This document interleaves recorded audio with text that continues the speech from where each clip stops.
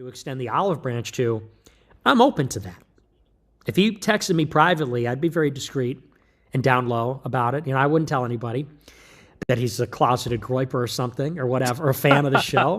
But I said, look, it's really hard. You have to admit that Nick Fuentes has moved the needle a little bit for conservatives not to be scared. I have to admit that. For anybody to unify with you, Matt, because you work with Ben Shapiro, Andrew Klavan, and Jordan Peterson.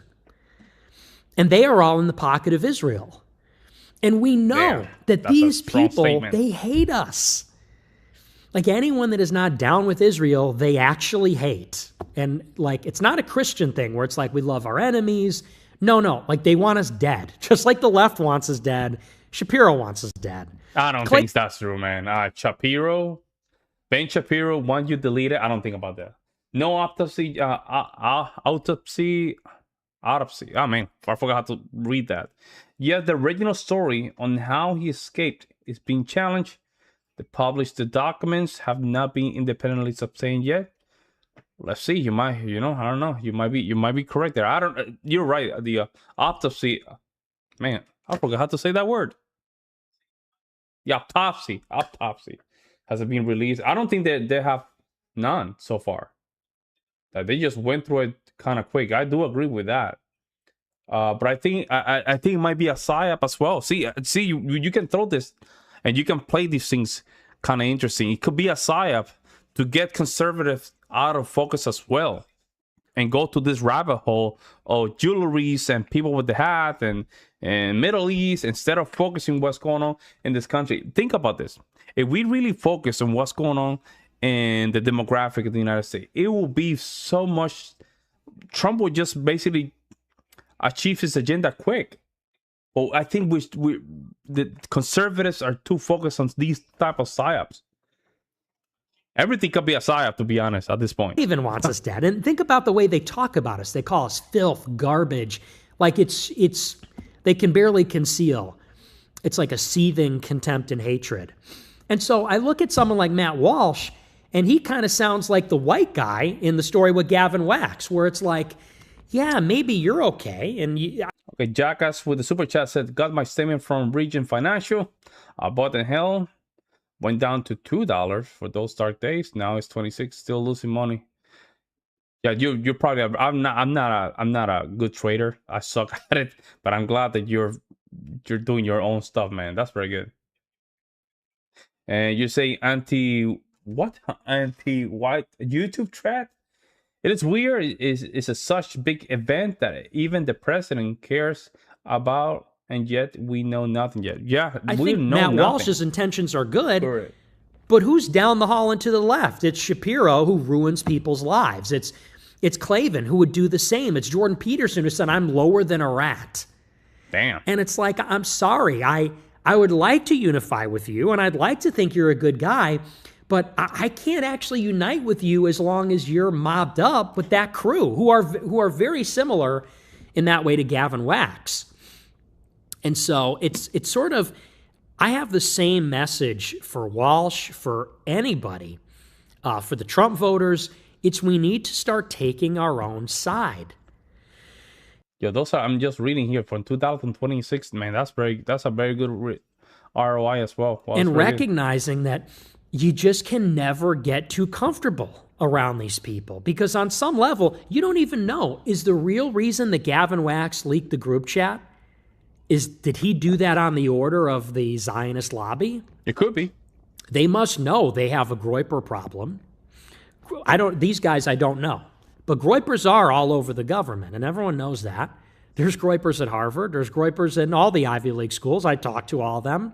There's groipers in government. There's groipers in every department, every agency. Okay. Yeah, but he has to be careful. You're saying that he's being hyperbolic, but you have to be careful. Because we blame the left for using very heavy language as well. But he has to be careful. Saying that Ben Shapiro want him deleted, if that's not the case, I would not be use that language. Okay. And I almost wonder if this was an operation to try to start to roll that back. You don't know. And I would suspect that I'm probably not far off the mark on that. So It's just another message that these people are not really on our side. Anyone's a delegate for the ZOA. I don't care how based they sound. I don't care if they told you they're going to be your friend forever.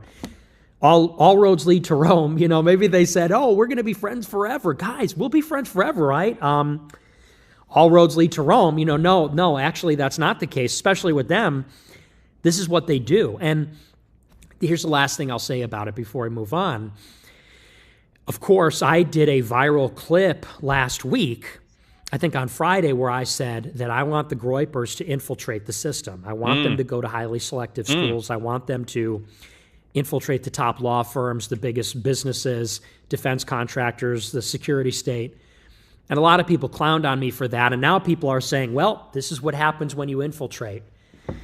I would say to that, and by that I mean they said, well, look, Nick said to infiltrate. These are the fruits of infiltration. You're saying, yeah, it could be. I find it suspicious that all the right-wing normies platforms and even left-wing ones are inviting Nick to talk. Listen, I was looking at the Google Trends and Google search. He's being searched daily. A lot. So probably some of these folks, they just want some of that traffic. And don't get me wrong, I'm taking advantage of that as well. However, I do have a goal here. The goal here is to understand where our movement is moving, where the different factions of our movement are moving. Manosphere, traditional conservatives, right-wing conservatives, Groypers, red pillars. Where are we moving with this? Who's, I do think there's bigger fish to fry. I think feminism is one of those. I think we had to focus on this. We need to talk about our judges, female empowered. It seems like, especially in North Carolina, the judges and the mayors are female, and they're just allowing criminals to just going crazy. That's what we need to focus. That is more practical. That's something that we can reach on, Yeah, you're saying I don't trust Nick. I don't trust Nick at all. He switched up on everything. I don't know what he switched on, but you have to tell me what statement he switched on. Etc. It doesn't work. I would say on that point, to build upon what I said on Friday. You have to be more specific. This is why I tell people, hide your power level. Okay? Dragon Ball You're not hiding your power level if you're in a group chat with hundreds of people saying we're going to put people in gas chambers. Okay, guys? That's stupid. Now, I know it's funny, and I joke around like that on my show, and I'm very cavalier about it, and maybe I'm setting a bad example. But if you are in the Young Republicans, and I'm speaking to you, if you're in college Republicans, if you are in the administration, if you're in a high position, you can't be putting this in writing. You can't. I'm not going to say don't ever joke, but look, Signal, Telegram, let's put the disappearing messages timer on. Let's not put this in writing. Let's just not go there. If you're going to hide your power level, if you're going to be a ninja, you can't go blasting off in everybody's faces. Correct. You can't do that, man. You can't be blasting off with all this kind of stuff in a giant group chat in writing with your real face. Okay, that's not good OPSEC. It's not a good idea. You can't do it. And you'd be surprised. I've had this talk with a lot of people, and I tell them, this is big boy stuff, okay? Time to put on the big boy pants. We got to grow out of that stuff. And I get it. You're saying that he's flip-flopping or switching positions in Palestine or on race, on what he wants for America. Yeah, that's still kind of broad. You have to be a little bit more specific, Be a little bit more specific to see what you mean by that. It's tough. People want that release. It's difficult. When you're infiltrating the system, you have to wear a mask. And you have to assume an identity. It's a spy game. It's tough, especially for young guys. They want that release. They want to be able to be authentic, especially me. I mean, I've fought a very difficult battle to be myself. But when you're doing that, it's so risky. The other thing I'll say about it, though, is that it's not the end of the road for them. For anybody that says, oh, this proves infiltration doesn't work, I would say in any war, there's battles, and in every battle, you move up and down the battlefield. Oh, I see what you're saying, yeah. And this is just what happens. It's attrition, Over time, there's this swarm. Young men, all young men are getting red-pilled. All young men are talking like this, okay, unless they're gay. Or, even some of the gay ones are talking like, according to J.D. Vance, there's like normal gay guys apparently that are talking like this, okay? Everyone's talking like this. Every under 30 young white man is, even left-wing ones are joking like this. Trust me. And it is just jokes. Political correctness is dead. Wokeness is over, okay? Comedy has been legalized. We have legalized comedy. We're all talking like this. Where was I going with this? I totally lost because of that awesome joke. Comedy got legalized. Everyone's talking like this. What was I going to say? Oh, yeah. And so, look, this is happening everywhere, okay? Everyone's paying attention to this. Everyone's paying attention to the conversation being changed. And every generation of Harvard, Stanford, Yale, Princeton alum is going to graduate a good amount of groypers. And a good amount of them, no one knows who they are. I don't know them. They're not involved in anything. They're just keeping it to themselves. And eventually they're going to become very powerful. Mm-hmm. And along the way, some of them are going to get their spot blown up, and some of them are going to get canceled, and some of them are going to get fired. But that is just the name of the game. And here's something. It's sort of like that survivorship bias kind of diagram. It's like, maybe that doesn't apply here. I have to think about it to really understand that. But if infiltration was useless or unnecessary, why would they be doing this? Why is it that some of these like left-wing journalists and others, why do you think, and this Politico guy that wrote this piece, this guy's been sniffing around that scene for a long time. Why do you think they're so up everybody's ass if infiltration didn't matter, if they weren't concerned? Why do you think they're panicking and mobilizing and freaking out and trying to frame the groypers for killing Charlie Kirk? It's because they don't want to graduate a new generation of future elites who are not beholden to Israel, who are not woke, whatever.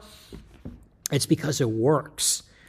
And so just because you lose a battle, or even you get pushed back on the battlefield, it doesn't mean you give up the war. It doesn't mean you give up the fight. And I saw some people saying that. I thought that was really petty and kind of pathetic, that people use this as an opportunity to like score points. It's like, no, these guys were doing a great thing. These guys are, they're not woke, they're based, and they're doing what they're supposed to be. They're rising up in the party leadership. They're rising up in the government.